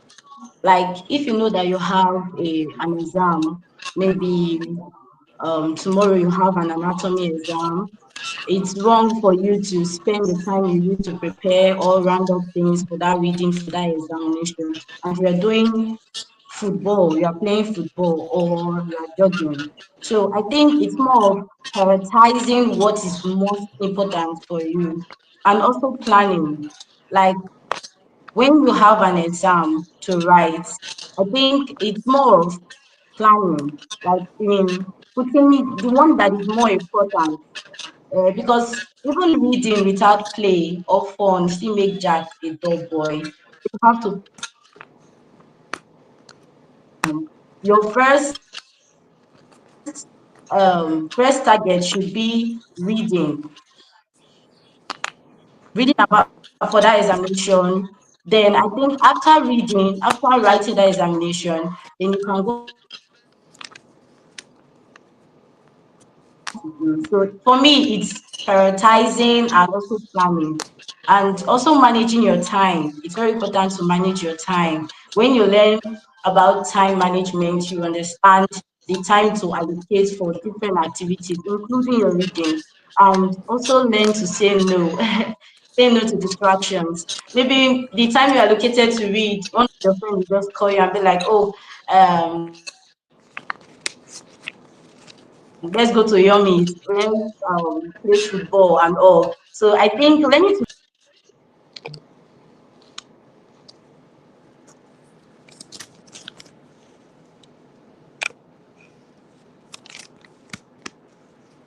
All right.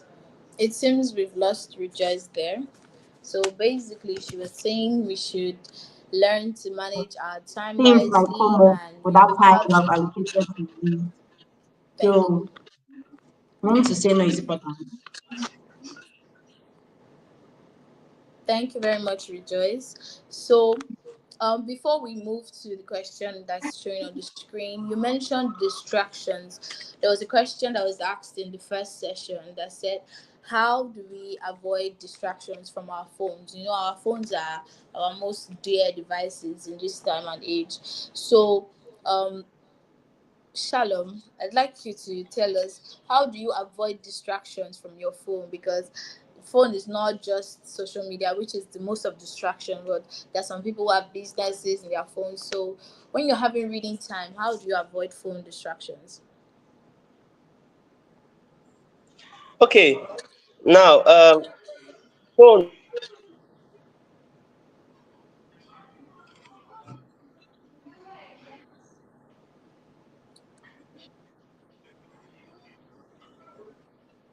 Can you Shalom, hear me? we can hear you now. Can you hear me? We can hear you. Okay, change the network went down before. All right, like I was saying, phone is one of the most terrible things you can have with you while reading, and also one of the best things you can have with you while reading, depending on what you're using it to do, right? So, if you know you are the kind of person that if you have your phone with you while reading and it's going to distract you, keep the phone aside.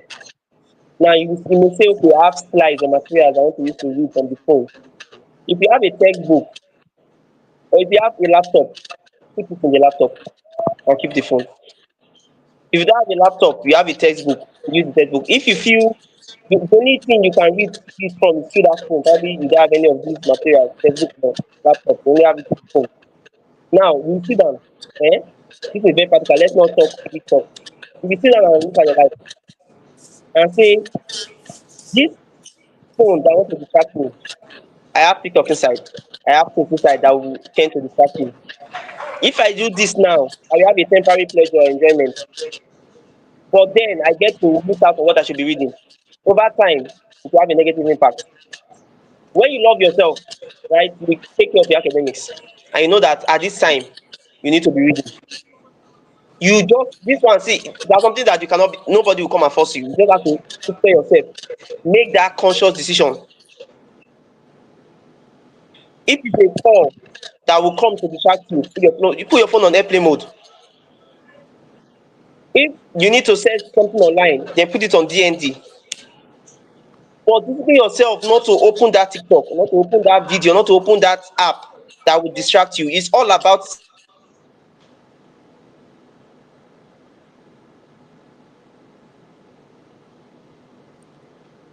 I give you a lot of tips that will work and say, okay, keep your phone. We say this over and over again. Keep your phone. Put your phone on DND. Put it on airplane mode.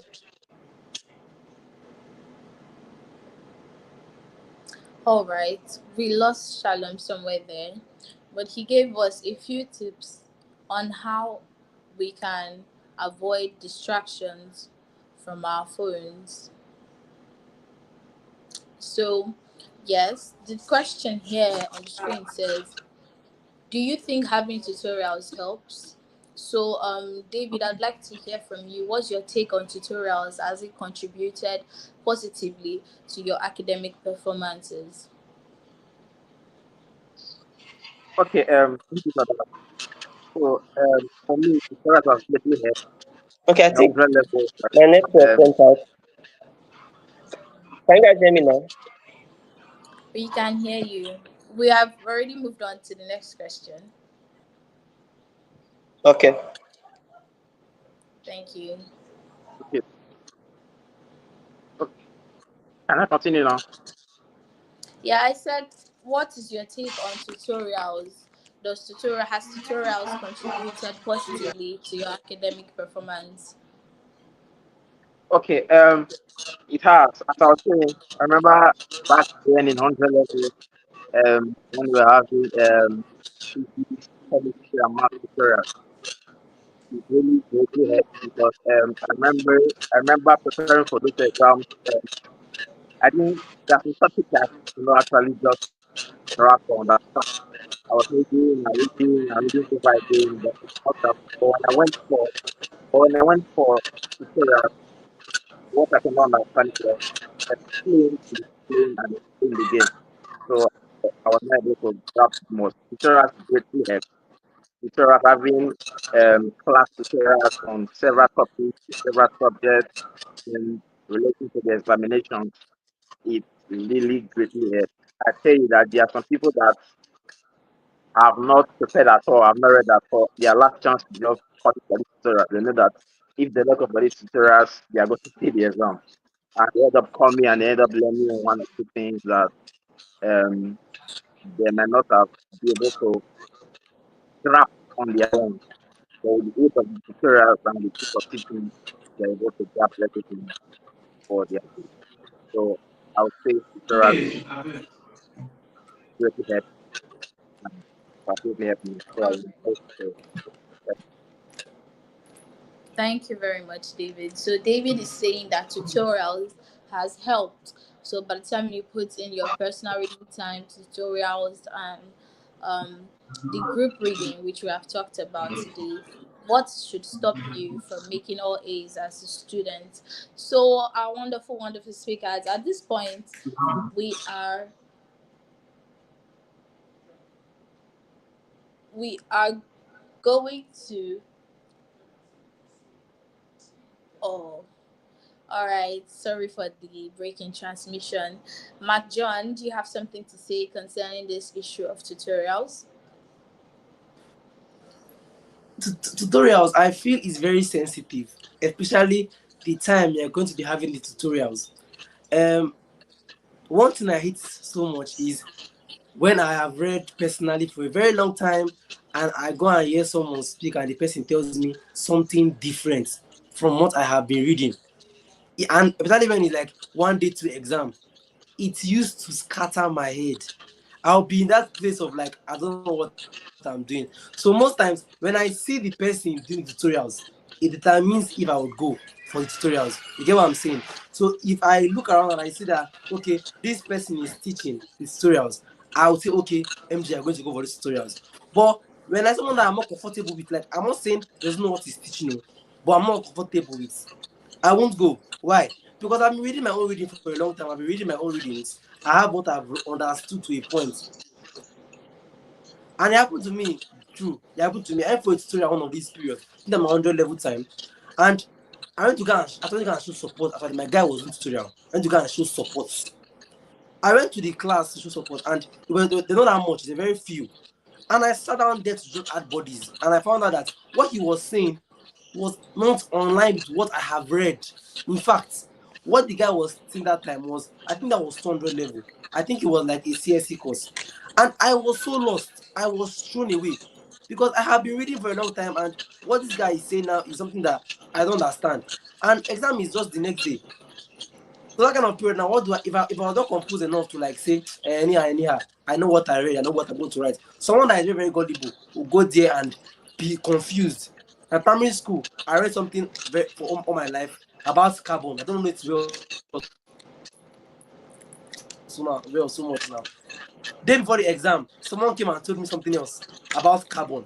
The day of the exam, I went to the person told me the person had corrected himself in his personal reading. But me, I did not know.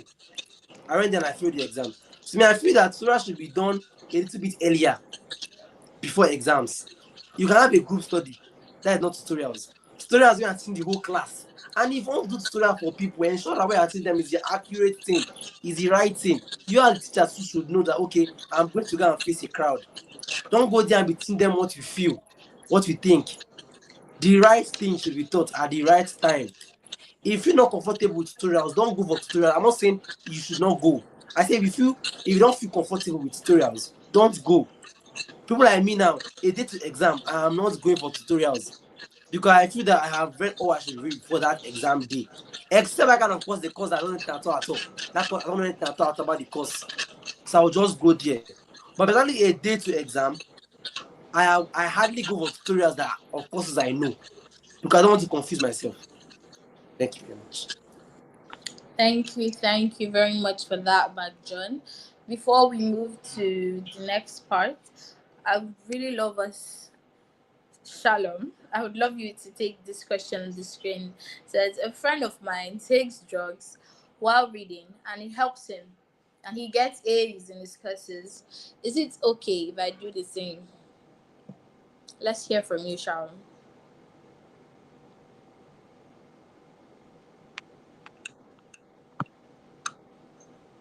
Shalom.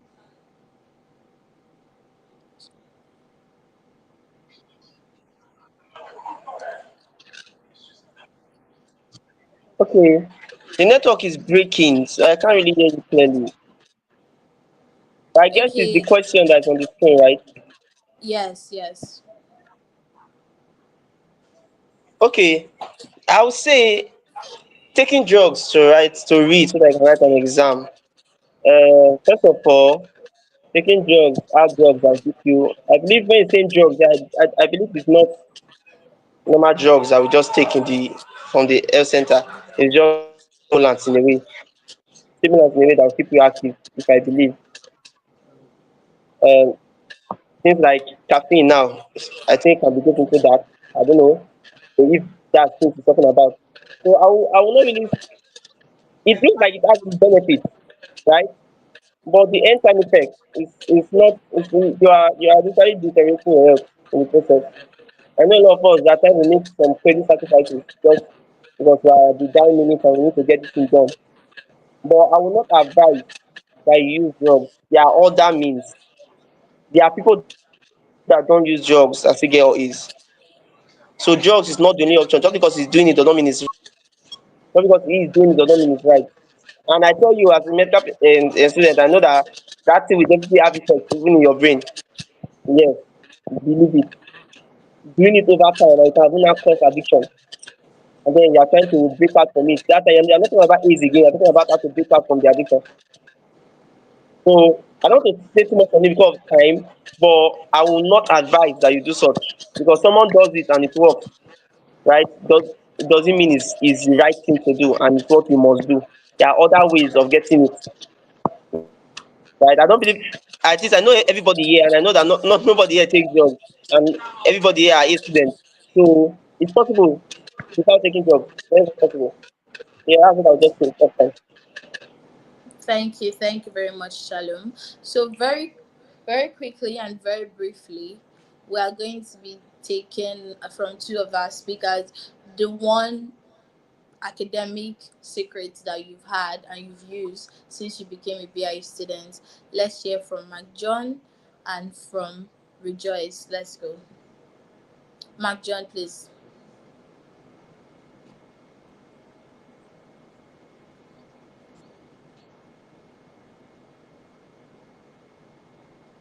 Mark John.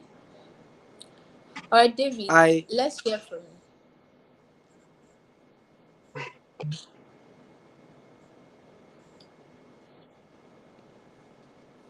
David. I think Okay, should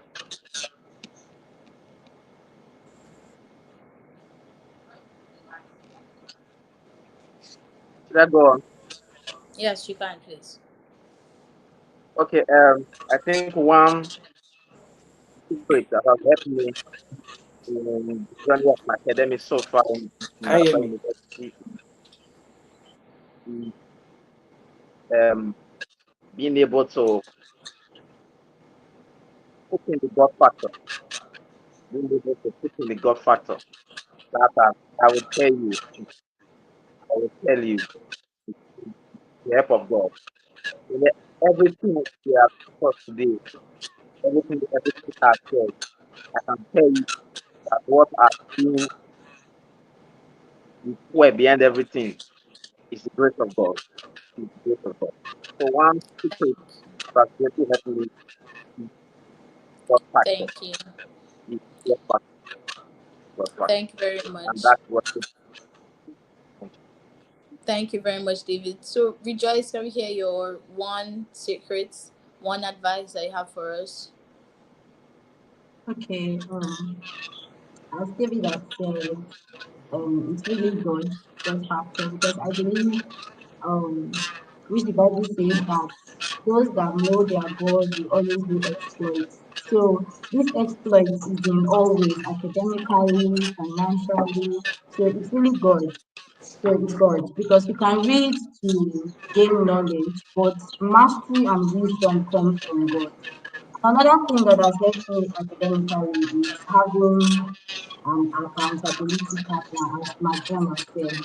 Yeah, having an accountability partner, somebody that will always motivate you to read, somebody that will always pick you up when you're down, encourage you, because it's not easy. Whether it's a science course or an art course, it takes day-to-day encouragement to actually pick your books and be disciplined. So accountability partner and loving God.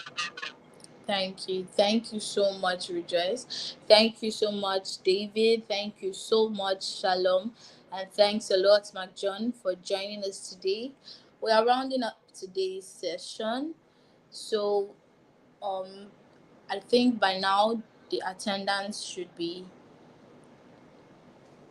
the attendance is up right now, so let's quickly go and get our attendance signed. The Google form, the link that was sent ahead of time, let's go and fill it and make sure we fill in our details quickly because it will soon be turned off.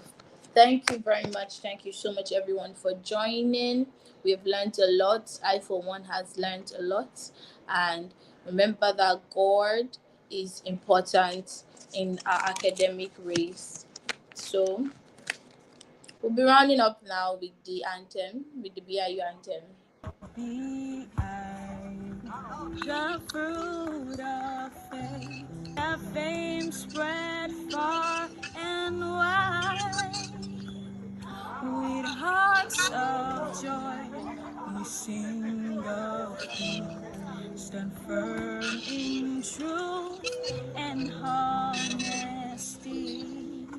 Gold and white for excellence, academies with godliness, building leaders, all in faith for all endeavors. The future holds, forward we go in good faith. God is our help, our guide, we shall never fail. Forward we go in good faith. God is our help, our guide, we shall never fail. Amen. Amen. Amen. Oh, amen. Amen. Amen. Be I.